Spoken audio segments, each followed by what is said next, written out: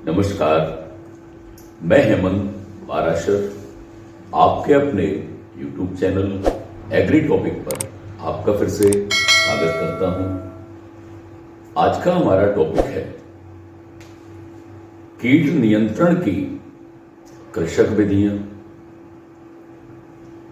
इस विधि के अंतर्गत कौन कौन से तरीके शामिल हैं जिनसे हम अपने खेत में कीटों को पनपने से रोक सकते हैं या हम अपने खेतों में कीटों को मार सकते हैं। यदि देखा जाए तो कृषक विधियों के अंतर्गत ऐसी विधियां शामिल हैं जिनमें किसान बगैर 1 रुपया भी खर्च किए केवल अपने क्रियाकलापों में या हम कहें कि अपनी कृषि क्रियाओं में वो थोड़ा सा हेर फेर कर दे तो इन प्रक्रियाओं से भी वो अपने कीटों को मार सकता है। इसके अंतर्गत वह विधियां आती हैं जो सीधे तौर पर किसानों से जुड़ी हुई हैं।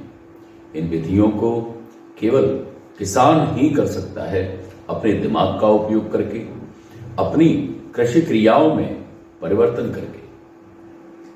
तो आइए आप और हम देख लेते हैं कि कौन सी ऐसी प्रक्रियाएं होती हैं जिनसे हम अपने खेतों में कीटों को पनपने से रोक सकते हैं या वो कीट हमारे खेतों में पहले से ही पनप चुके हैं तो हम उन कीटों को किस प्रकार से नष्ट कर सकते हैं। इसके अंतर्गत सबसे पहली विधि आती है आपकी उचित फसल चक्र का उपयोग करके। किसान जब अपने खेतों में लगातार एक ही फसल को उगाता रहता है तो खेत में जो कीट पल रहे हैं उन्हें भोजन की कोई कमी नहीं आती। वो कीट लगातार वृद्धि करते रहते हैं। यदि किसान फसलों में परिवर्तन कर दे, जैसे हम आलू, मक्का, तंबाकू, यदि ये फसल चक्र अपनाएं तो अच्छा होगा। किसान अपने खेतों में ग्रीष्मकालीन जुताई कर दे तो आपने देखा होगा कि गर्मियों में जब हम जुताई करके रख देते हैं खेतों को तो कीटों के जो अंडे होते हैं, जो प्यूपा होते हैं, वो जमीन से ऊपर आ जाते हैं। कुछ कीटों के अंडे या प्यूपा तो गर्मी से नष्ट हो जाते हैं और कुछ और जानवरों द्वारा खा लिए जाते हैं, कुछ जमीन में भी दबकर नष्ट हो जाते हैं। तो यदि हम अपने खेतों में ग्रीष्मकालीन जुताई करें तो इससे भी हम अपने खेत के कीटों को काफी हद तक नष्ट कर सकते हैं। अगला है सफाई का प्रबंध करके। आप और हम अच्छे से जानते हैं कि अधिकतर बीमारियां और कीट ये गंदगी से ही पनपते हैं। गंदगी ही इनको फैलाने में या इनके संक्रमण में महत्वपूर्ण भूमिका निभाती है। अतः हम यदि अपने खेत में सफाई करें, साफ सुथरा रखें, मेड़ों को साफ रखें, तो जो कीट हैं उनको छुपने के लिए जगह नहीं मिल पाती है और वो कीट या तो हमारे खेत से भाग जाते हैं या वो मर जाते हैं। क्योंकि सफाई कीटों को मारने का एक बहुत ही महत्वपूर्ण कारक है। अधिकतर कीट गंदगी से ही हमारे खेतों में पनपते हैं। कीट आरक्षित फसलें उगाना। हम ऐसी फसलें उगाएं जो कि कीटों को आकर्षित करती हैं। जैसे एक बहुत बढ़िया एग्जाम्पल है आपके लिए, यदि हम कपास के खेत में चारों तरफ यदि भिंडी की फसल उगा लेते हैं तो कपास में जो लाल कीट लगता है, वो लाल कीट कपास में न लगते हुए वो सीधा भिंडी पर जाकर आक्रमण कर देता है और इस प्रकार हमारी कपास की फसल पूरी तरह से उस लाल कीट से बच जाती है।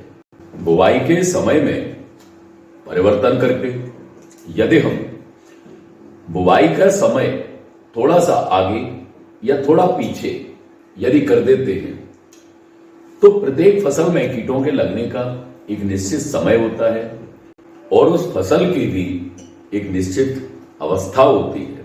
जब तक उस कीट का आक्रमण हमारे पास होगा तब तक या तो हमारी फसल उस स्टेज तक नहीं पहुंची होगी या हो सकता है कि उस स्टेज को पार कर चुकी होगी।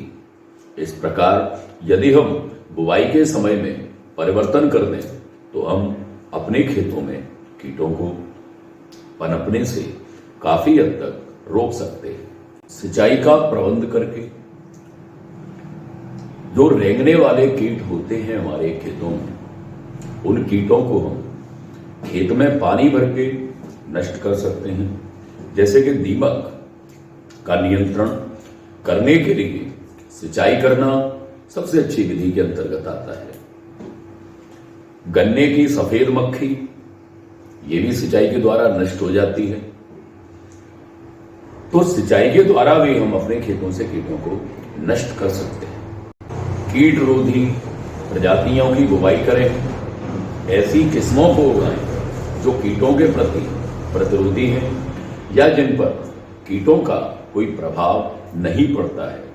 यदि हम ऐसी प्रजातियों को अपने खेतों में उगाते हैं तो इससे हमारा खेत काफी हद तक कीटों से मुक्त रहेगा। एक निश्चित समय अंतराल पर यदि हम कृषि क्रियाएं करें, हमें अपनी कृषि क्रियाएं उसके दिए हुए समय पर करना चाहिए। यदि हम इन क्रियाओं को उचित समय पर करते हैं तो हमारा खेत कीटों से काफी हद तक बच जाएगा। मिश्रित फसलों का उपयोग करके यदि हम अपने खेतों में मिक्स्ड क्रॉपिंग को उगाते हैं, जैसे गेहूं, चना, सरसों, तो एक तौर से हम ऐसे भी समझ सकते हैं कि कीट भी कंफ्यूज हो जाएगा कि मैं किसमें लगूं।